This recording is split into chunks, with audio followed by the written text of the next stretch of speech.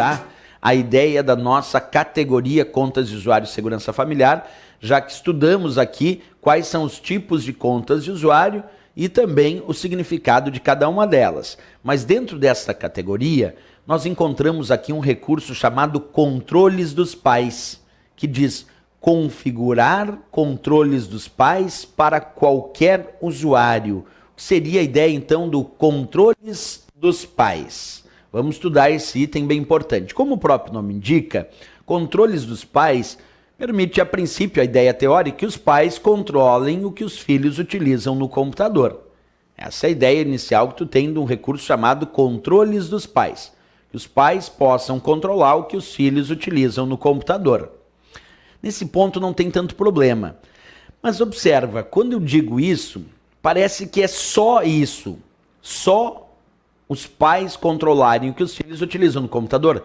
Na verdade, não é bem assim, porque não precisa ser necessariamente pai em relação a filho. Eu posso usar o controle dos pais e, de repente, quem vai ser o controlador é um tio e aí quem vai ser o controlado é um sobrinho. Pode ser. Quem vai ser o controlador é o dono lá do escritório que eu trabalho, o chefe, e quem vai ser o controlado é lá o funcionário, o colaborador. Pode ser.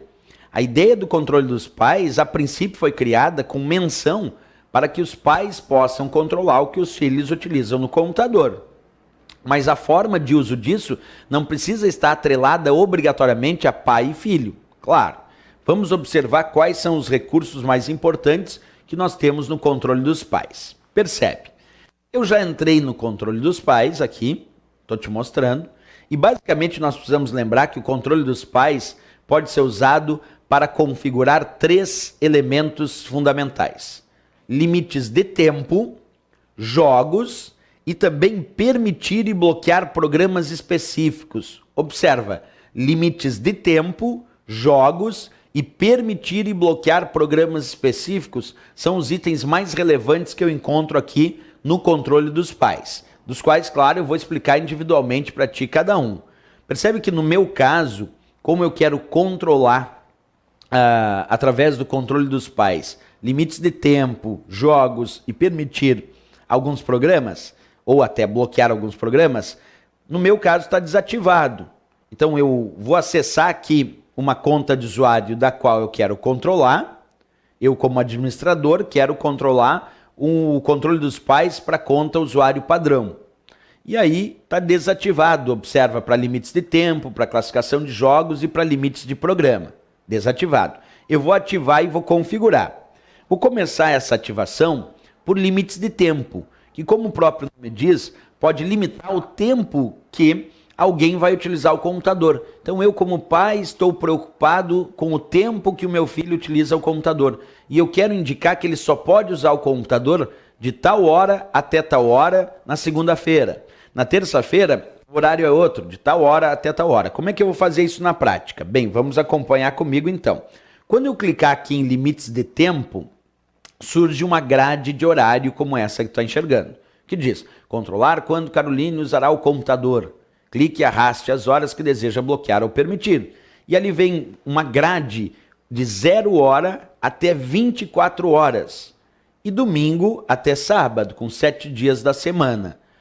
Quando eu for clicando e arrastando, ou simplesmente clicando nessas posições, onde ficar azul é considerado horário bloqueado. Onde ficar em branco é considerado horário permitido. E aí tu vai definindo quais são os horários que no teu caso, no meu caso específico, claro, a minha filha pode utilizar ou não o computador, porque eu vou usando o controle dos pais para definir limites de tempo. E olha como é simples, basta clicar e arrastar. Onde for ficando em azul é horário dito bloqueado. Onde for ficando em branco é horário permitido. E aí tu pode então utilizar esse recurso para limitar o tempo de utilização do teu filho no computador. Essa é uma primeira hipótese. A segunda hipótese de usar o controle dos pais é em relação a jogos, ao uso e restrição de jogo. Nessa ideia, aqui aparece dizendo assim, ó, permitir jogo sem classificação. Uma outra opção, bloquear jogo sem classificação.